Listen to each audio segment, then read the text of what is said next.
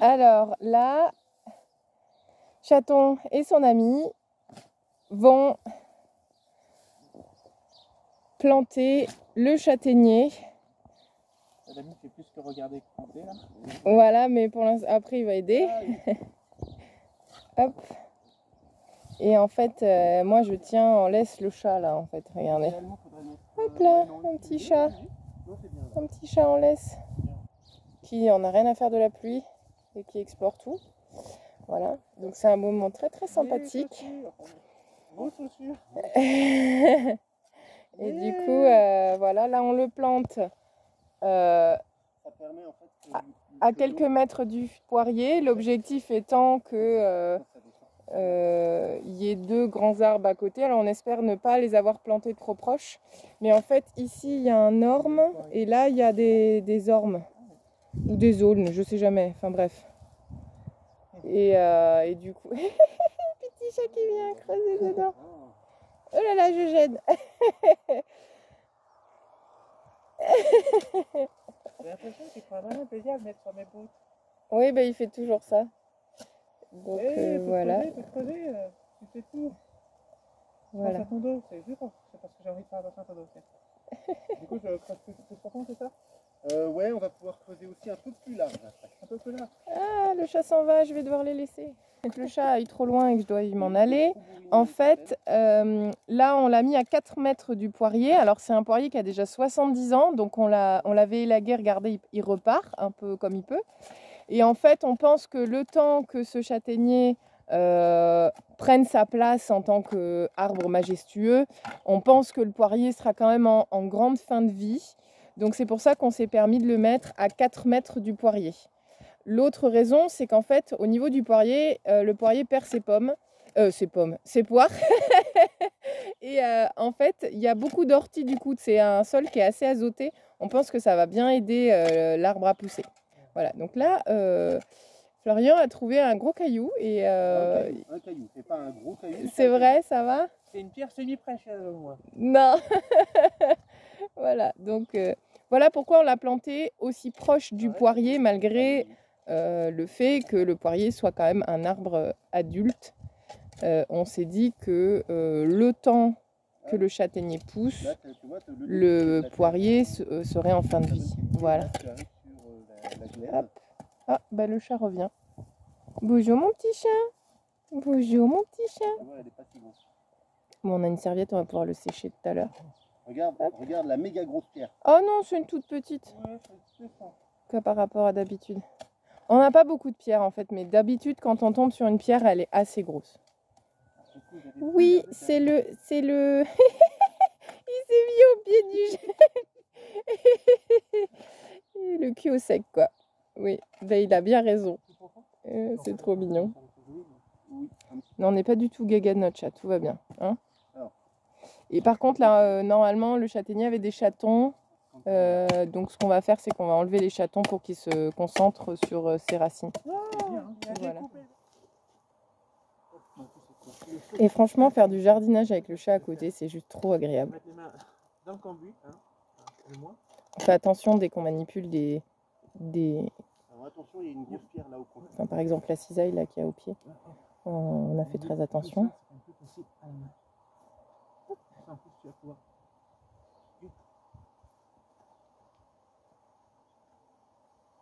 On peut refaire un château de sable après.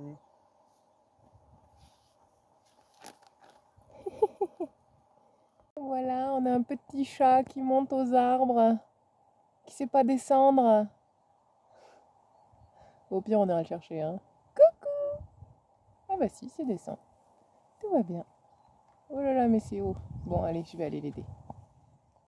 Donc là, Raphaël, on a mis de l'eau au fond du trou, du terreau. Et là, vu la qualité de la terre qu'on a, on va mélanger entre la terre, le terreau et l'eau, en fait. Voilà. Il n'y a pas assez d'eau. Il n'y a pas assez d'eau. Bah, attends, je te remets. Hop.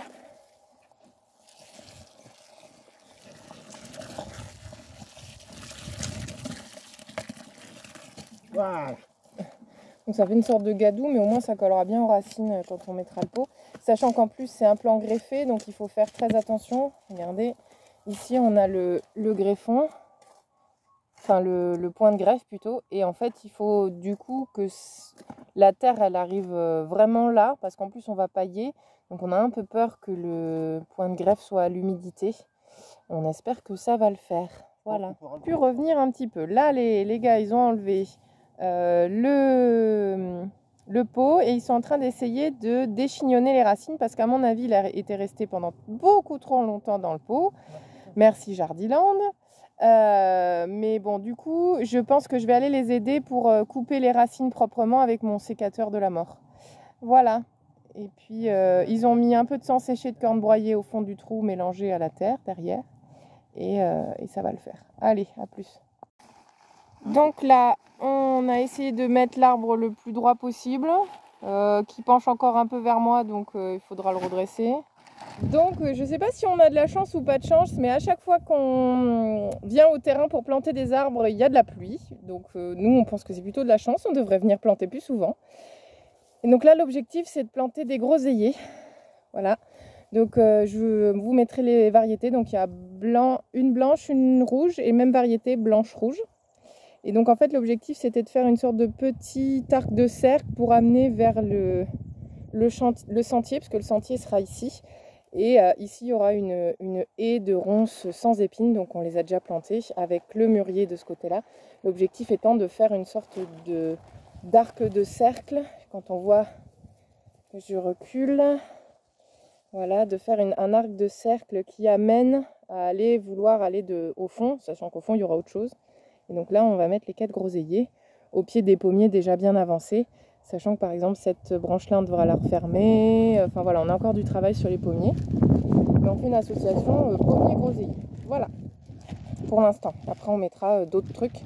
Et l'avantage, c'est qu'on a une visibilité depuis la maison, depuis la terrasse. Et ben les gars ont bien travaillé. Donc voilà, ça c'est nos groseilliers.